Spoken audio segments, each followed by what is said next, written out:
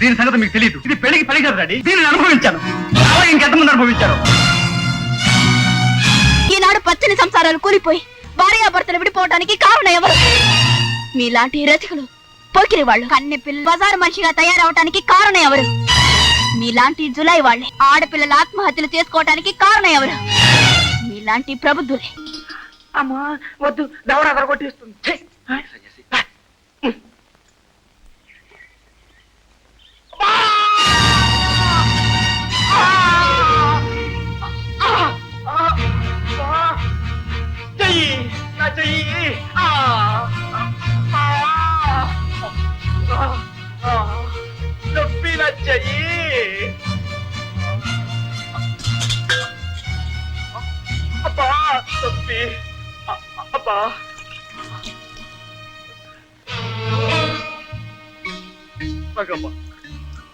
ఈ పాపిస్తుడు ఎందుకు కాపాడు? వదులు, నన్ను వదులు. నా ప్రాణాలు ఇలాగే గాల్లో కలిసిపోయి. అంత మాట అనకండి. చంపలు వేసుకుంటే చేసిన తప్పులన్నీ తిరిగిపోతాయి. చంపలు కాదు, చెవులే కోసేసుకోవాలనుకున్నాను. మొన్న మా కన్నయ్య గారు నిన్నంత మాట్లాడినందుకు లోలో నేను ఎంత కుమిలిపోతున్నానో ఆ దేవునికే తెలుసు. అబ్బా ఏంటి చేయి నొప్పిగా ఉందా? అవును, ఎముకేదో ఇరిగిపోయింది. అబ్బే అదేం లేదు, కాస్త దెబ్బ తగిలి ఉంటది. సవర్ చేస్తే అదే సర్దుకుంటాది. కొంచెం ఇలా మెల్లగా. రంగమ్మ, దేనికైనా అదృష్టం ఉండాలి. నా జీవితాంతం నీ చేత సేవలు చేయించుకోనుంది. అదైనా నీకు ఇష్టమైతుంది. అవును రంగమ్మ, నా తల నీ ఒళ్ళో ఇలా ఎప్పుడూ పెట్టుకొని హాయిగా నిద్రపోవాలంది.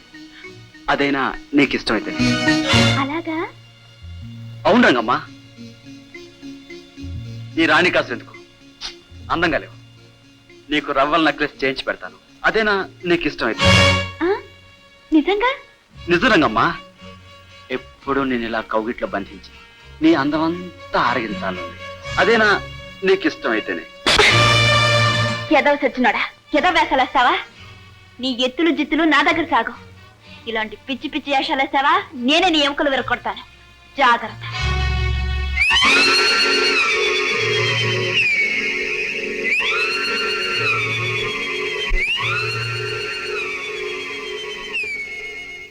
నేను చెప్తే విన్నారా? అది ఆడది కాదు, అపరకాడి. ఇకనైనా దాని జోలికి వెళ్ళకండి. నోర్మీరా, ఆ కాళిని నా అరికాల కిందేసి అనగదొక్కపోతే నా పేరు తీసి మారు పేరు పెట్టుకుంటాను. దాని తల పిరిస్తే ఉంటూ నేను చూస్తాను. ఈ రాత్రికే దానికి ముహూర్తం పెడతాను. వెళ్ళడానికి కాదే నేను ఇక్కడికి వచ్చింది, నిన్ను అనుభవించడానికి. అడ్డం తిరిగితే నీ అంతం చూడ్డానికి. నన్నంత తక్కువగా అంచనా వేకు. మర్యాదగా చెప్తున్నాను, ఇక్కడి నుంచి వెళ్ళకపోతే నేను ఇక్కడే పాతేస్తాను. ఊరికే బెట్టుపోక లొంగిపో, బాగుపడతావు.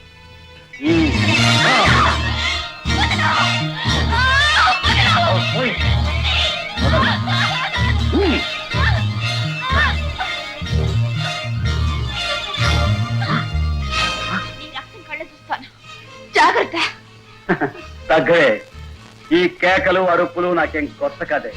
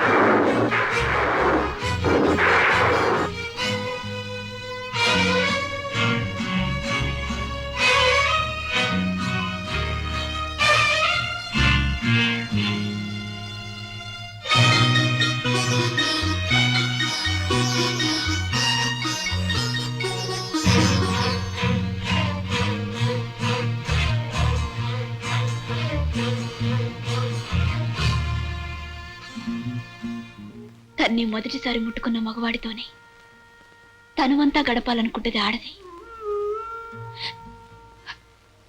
మంచో సెట్టో జరిగిపోయింది. ఇక నా బతుకంతా నీతోనే గడుపుతాను. నా మెళ్ళ ఈ తాళికట్టు. నేను అనుభవించిన ఆడవాళ్ళందరి మెళ్ళలోనూ తాళి కట్టడం మొదలెడితే అసలు ఈ ఊళ్ళో బంగారమే ఉన్నదే. పిచ్చిదాన, పూసిన అన్ని పూలు పూజకు పనికిరావే. కొన్ని మాత్రమే పూజకు పనికొస్తాయి, కొన్ని పక్క మీదకు మాత్రమే పనికొస్తాయి. నువ్వు పక్క మీదకు పనికొచ్చే పూలాంటి దాని. ఇదంతా ఇక్కడతో మర్చిపో. దారుణంగా మాట్లాడకు. ఆడదాని ఉసురు తగిలే రావణుడి పొట్ట చెక్కలైంది. ఆడదాని ఉసురు తగిలి దుర్యోధనుని తొడలు ముక్కలయ్యాయి.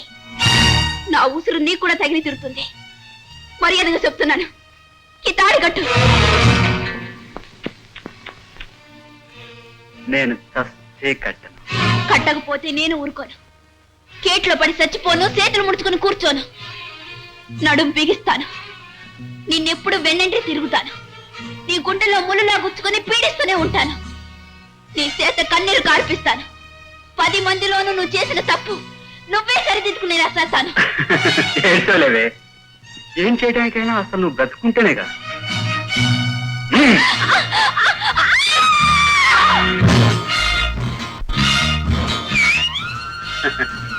మరి ఇంతకీ పెళ్లికు తెగ కనిపిస్తుంది. నీ సెలక్షన్ ఎలా ఉందో చూడాలి. తొందరపడుకు, వస్తుంది. ఎవరో కాదు, మన ఆఫీసులో పనిచేసే రోజా. రోజానా? అవును, అదిగో.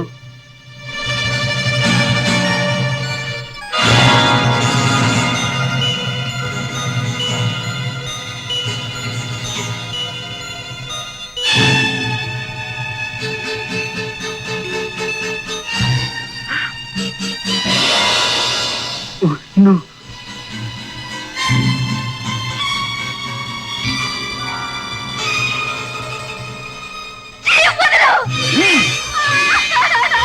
పెట్టుకోకే. నువ్వు ఆగు. ఇప్పుడైనా నిజం చెప్పు. నువ్వు రాణి కాసుల రంగమ్మవి, అవునా కాదా? అవును, రాణి కాసుల రంగమ్మనే. అయితే ఇంతకాలం రోజాగా నాటకం ఆడుతాం అనమాట. ఆడేలాగా ఆనాడు మీరే చేశారు. ఏమిట్రా, ఏమిటి గొడవ? డాడీ, మీరు తిరిగి పెళ్లి చేసుకోవడానికి వీల్లేదు. ఎందుకు వీల్లేదో చెప్పండి. నువ్వు ఇంటింటికి తిరిగి కూరగాయలు అమ్ముకునేదానివి. కూరగాయలు అమ్ముకునేదైనా, కాయ కష్టం చేసుకునేదైనా పెళ్లికి పనికిరాదని ఎక్కడుంది? పేదాసారా తారతమ్యం మనకి లేదుగా. డాడీ, దీని సంగతి మీకు తెలీదు. దీని చరిత్ర చాలా ఉంది. ఆ చరిత్ర ఏమిటో వినిపించండి. నన్ను రెచ్చగొట్టకో. డాడీ, ఇది ఏ విధంగా మీకు తగింది కాదు. ఎందుకు కాదో వివరంగా చెప్పు. నేను చాలా కాలం నుంచి పరీక్షగా చూస్తున్నాను. ఈ అమ్మాయి నాకు అన్ని విధాలా నచ్చేటట్టు నటించింది. ఇది ఇది ఒట్టి మోసగత్త డాడీ. మోసగత్తినా?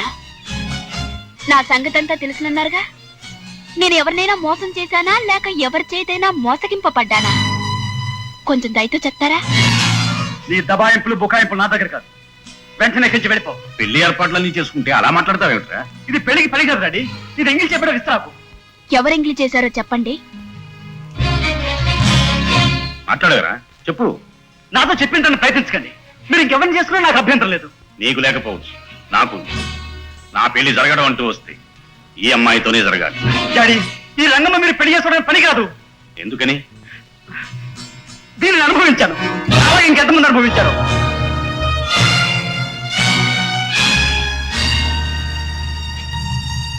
బాగుంది. మీ మగవాళ్లకున్న పాడు బుద్ధి, పాడు జబ్బు ఇది. నన్ను బలవంతంగా అనుభవించి నా జీవితాన్ని నాశనం చేశారు.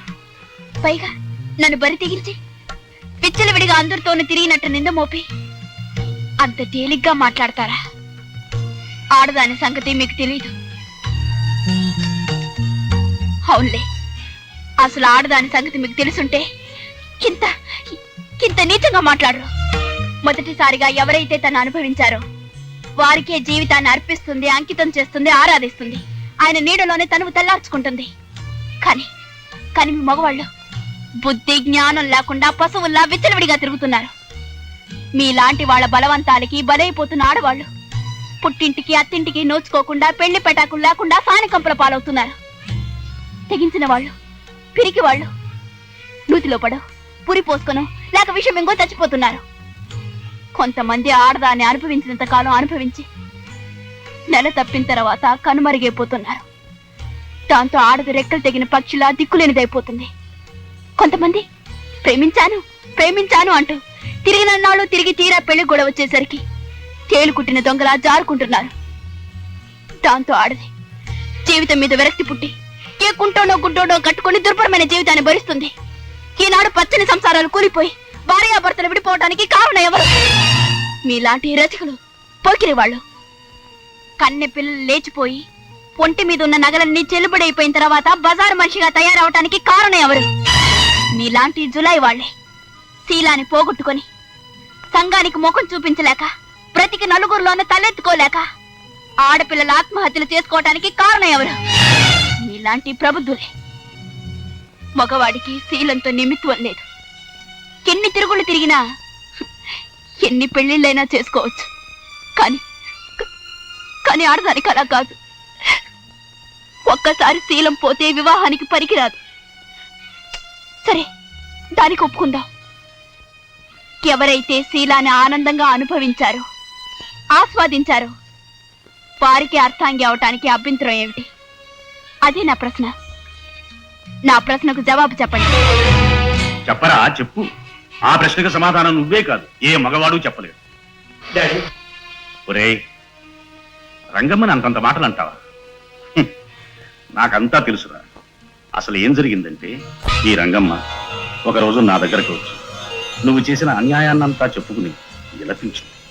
దానితో నా హృదయం ద్రవించి ఆ రంగమ్మను తీసుకుని మనం నడుపుతున్న స్త్రీ సేవా సదనంలో చేర్పించాను. నీలో మార్పు తీసుకొచ్చి ఎప్పటికైనా నీతోనే ఆమె పెళ్లి జరిపించాలని రంగమ్మని రోజాగా మార్చి మన ఆఫీసులోనే ఉద్యోగం ఇచ్చాను. ఆమె మీద నీకు అనుమానం వచ్చి నువ్వు పల్లెటూరు వెళుతున్నానని చెప్పినప్పుడు ఆమెను పల్లెటూరికి నేనే పంపాను. అక్కడ నువ్వు నూతులో పడినప్పుడు రంగమ్మే కదరా కాపాడింది. ఎందుకు కాపాడింది? నువ్వే తనకు సర్వస్వం కాదు. జరిగిన కథంతా ఇప్పటికైనా అర్థమైందా? డాడీ, తండ్రిగా నేనేం చేయ? నిన్ను గట్టిగా మందలిస్తే నువ్వు నాకు దూరం అయిపోతావేమోనన్న భయం. మరొకవైపు ఆ అమ్మాయికి అన్యాయం జరగకూడదనే పాపచింత. అందుకే ఇద్దరం కలిసి ఈ నాటకం ఆడాను. డాడీ, బాబు సుకుమార్, ఆడదానికి అన్యాయం చేసిన ఏ వ్యక్తి, ఏ కుటుంబం చల్లగా వర్తిల్లలేదని చరిత్ర చాటుతుంది. నా మాట విని రంగమ్మని భార్యగా స్వీకరించు. అవును చిన్నబాబు గారు, మా రంగమ్మ మట్టిలో మాణిక్యం లాంటిది. దానికి అపకారం జరిగితే లోకంలో న్యాయం ధర్మం నశించిపోతాయండి. చిన్నబాబు గారు, రంగమ్మని పెళ్లి చేసుకుని న్యాయం ధర్మం ఇంకా బతికే ఉన్నాయని నిరూపించండి బాబు. ఏం బాబు, ఏమంటావు? డాడీ, ఇందాక కొడుకు కోరికలు తీర్చే తండ్రి ఉండాలన్నాను, కానీ అది సరికాదు. కొడుకు క్షేమం కోరే దయతో కూడిన మనస్సున్న తండ్రి కావాలి. నా మేలు కోరి, ఒక అమ్మాయి శుభం కోరి ఇంతటి గొప్ప కార్యాన్ని చాలా గోప్యంగా నడిపించి నా కళ్ళు తెరిపించారు. రంగమ్మ,